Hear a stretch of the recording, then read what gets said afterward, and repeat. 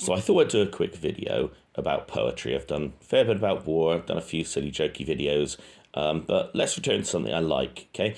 I'll be the first to say I certainly don't have an English degree. I do teach a little bit of English or tutor it, but only up to GCSE.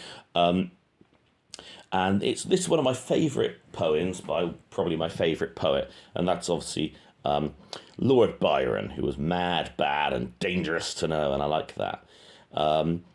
Obviously, you know, he was famous for being able to seduce basically anyone or anything, it seems. He was, I suppose, would the term be a roue? I mean, he was certainly bisexual. Wouldn't be my cup of tea, but there we are. He was still a wonderful poet.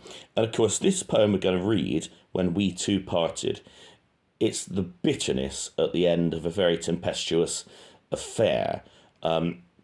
He's been very closely linked. So the lady concerned, by the way, we should say, is Lady Frances Webster. And he's been very closely linked with her husband, James Webster, loaned him a lot of money, actually. Byron loaned him, probably because his desire for his wife, Frances. And anyway, we don't sort of quite know how long this rumbled on. We don't know how close it was, but from reading this poem, it seems like it was pretty close. But then again, Byron might be exaggerating, you know, we'll get to that. So what we'll do is we'll read it through first once. I think it needs to be read not with sorrow and tears, as he puts it. I think it's more written with sarcasm, because Byron was certainly known for that. What's happening, might as well preface it with this. So basically, this affair has begun, I don't know, maybe 1811, 1812, something like this. It's, you know, began cool, seems to have hotted up. But then it seems to have gone cold because she has got her eyes on a bigger and better man, and that was the Duke of Wellington, or Sir Arthur Wellesley, I suppose he would have still been called then. At that time, he was winning the Peninsular Campaign, beating all Napoleon's generals, you know. But he'd never met Napoleon in battle. And then, of course, on the eve of Waterloo, in 1815, interestingly, he wrote a letter. He chose on that sort of, I think it was the early hours in the morning, he chose to write a letter to Lady Frances Webster. And it would indicate, so by this point, she has switched her attentions from Byron, and she's now got her eyes on the Duke. And, you know, it's so it's about betrayal. It's about feeling that you've done your best, but you know, he's gone for this person. You know, this big bumbling buffoon of a military man over me, the great Lord Byron, the great lover. Actually, Duke of Wellington was, you know, one of our greatest, if not our greatest general in history. Extremely intelligent man. But we're not talking about military matters at the moment. And he was certainly very terse with his words. You know, the way he wrote, he was a bit more direct than Byron. Byron likes to be a little bit more subtle. But as I say, I think this should be read with sarcasm. And interestingly, the reason why I like it is it has a hidden stanza that apparently is written in 1823, so somewhat later, in a letter to his cousin, I think it was, or half-sister, or one of his relatives anyway. And I think that tells us the tone in which it should be read. When it was initially published, the fifth stanza was not there. He didn't name the lady in question, although everybody knew.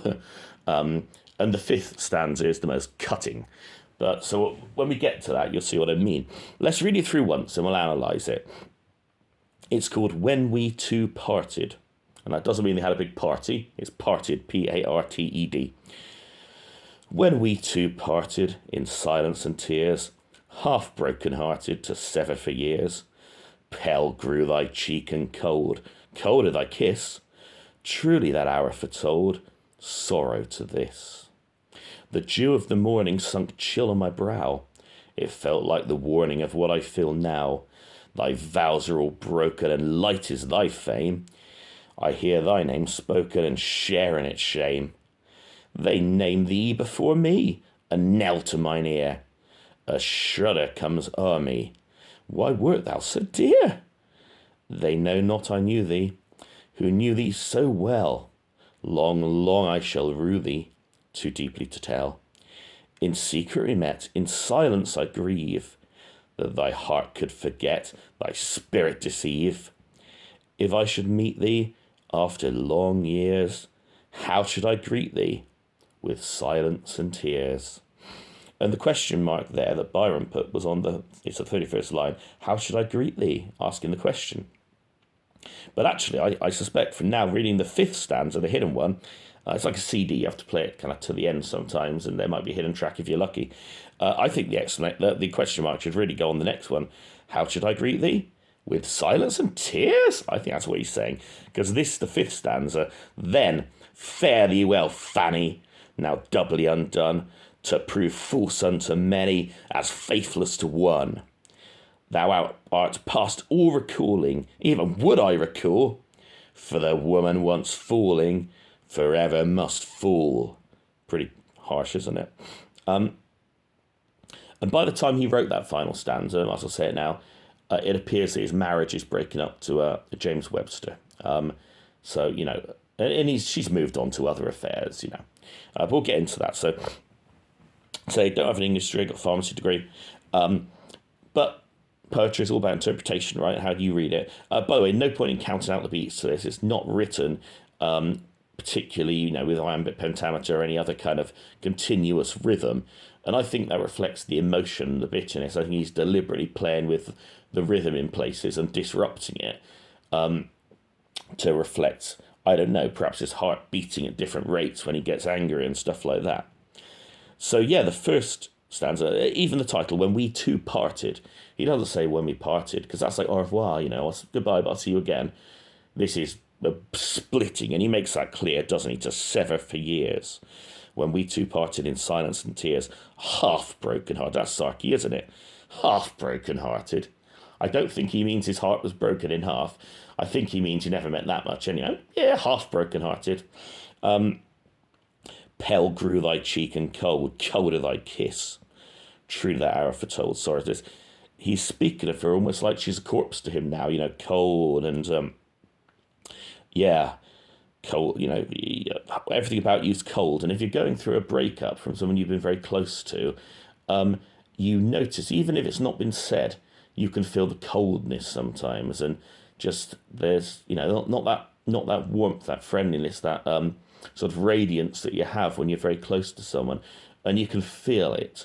And I think this is what he's so beautifully describing here.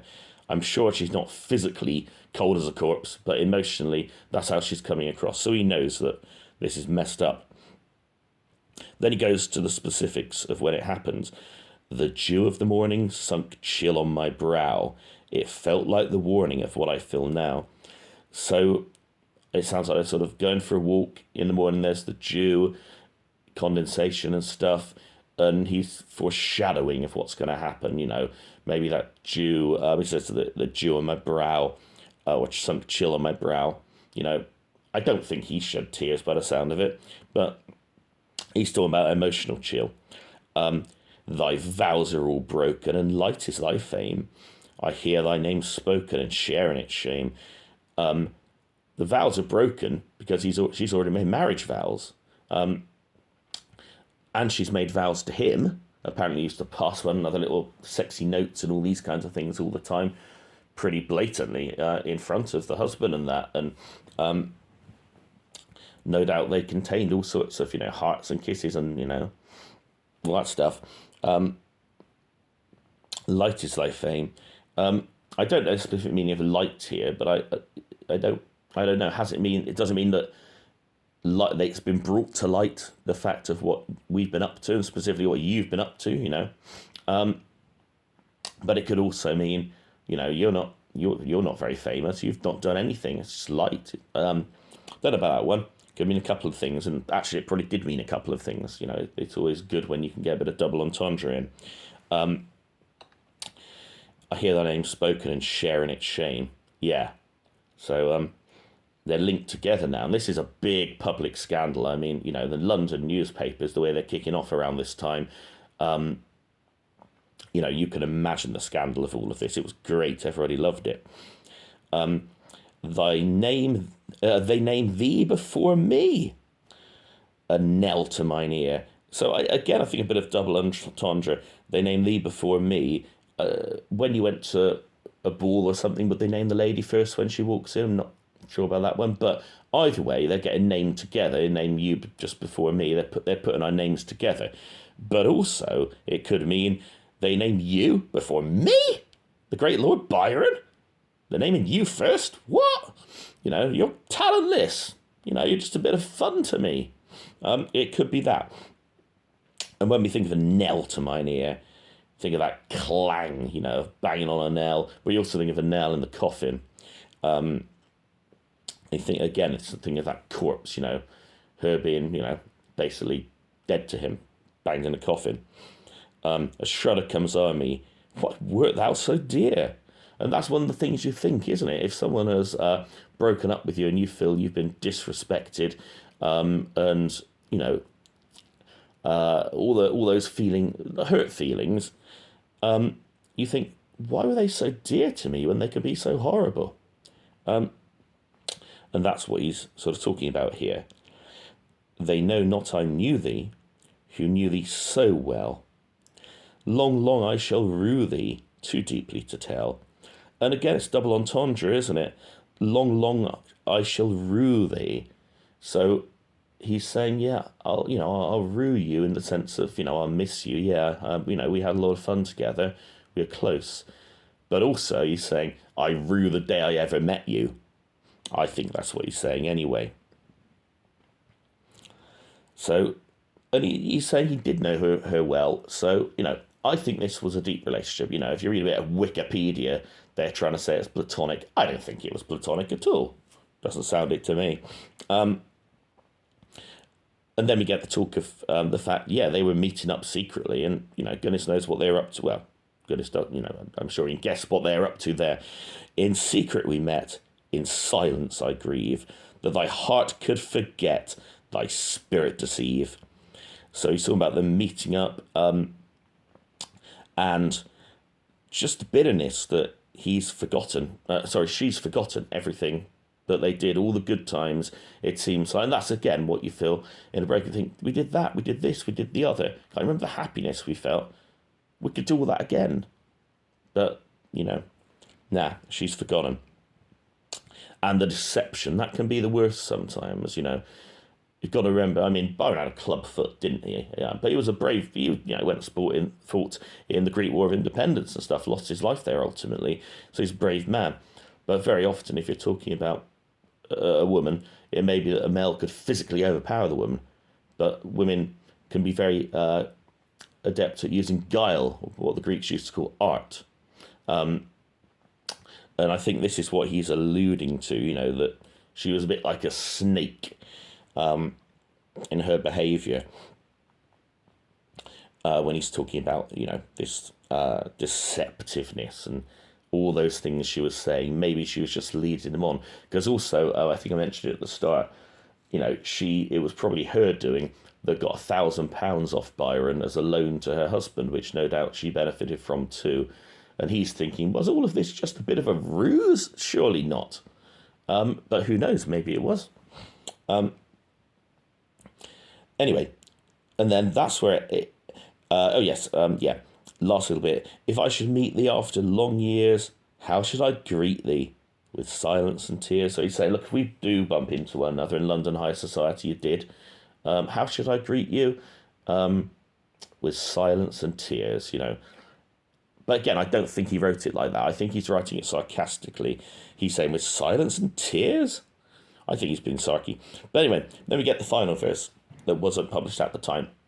And by that point, he is going through, I don't know if she ultimately divorces, but apparently her marriage is breaking up. She's gone on from the Duke of Wellington now to some other person who's described as a dandy by Wikipedia. I'm not entirely sure what that means, but anyway.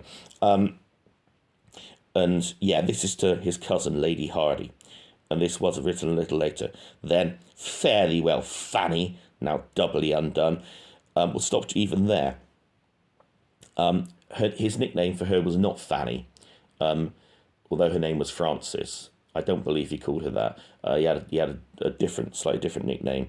I think here he's emphasising that you were just a bit of fun for a bit of sex. That's all you are, really.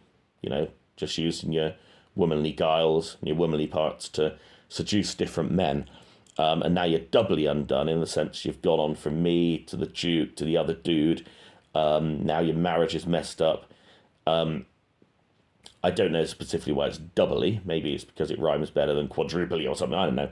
Or maybe that at the time it was written, the doubly undone meant something else. But whatever. To prove false unto many as faithless to one. So saying that she couldn't even be faithful to the people she's having affairs with. So I presume the faithless to one, well, he could be referring to himself, that I was the real one, or he could be referring to the husband. I don't know there. But yeah, then fairly well, Fanny, now doubly undone, to prove false unto many as faithless to one. Thou art past all recalling, even would I recall, for the woman once falling forever must fall. So he's saying, look, it's over with. It's not even worth remembering you. You know, I don't want to remember you. He's saying you're a distant memory, you're past all recalling. Even if I wanted to, I can't remember you. Well, that's kind of ironic that he must be remembering the fact he's writing this. But anyway, the woman once falling forever must fall. And I think that is alluding to, I would have thought, a fallen woman. She's behaving as a prostitute would be my reading of that. And the fact that she's falling, in that she keeps falling. Again, it's double entendre, isn't it? She's falling for person after person as well, falling in love or whatever, or in lust, and that's what's going to happen to her. And sadly, as so many did back then, she did die fairly young as well, this lady. But anyway, just a quick analysis of the poem. Give it a read. If you want the whole poem, it's quite hard to actually find with the final stanza. I found it on mykeep.com, mykeep.com. Usually they cut out the fifth verse, as Byron did, because that was the initial published one. But you got to read it with the last stanza just to really get the sense and the flavour, the bitterness that Byron feels, and the anger. And then you know how the whole thing's read. And if you know Byron, you know he had the most cutting of tongues. You did not want to get into an argument with the dude, either in poetry or just probably in general conversation. Anyway, thanks for listening.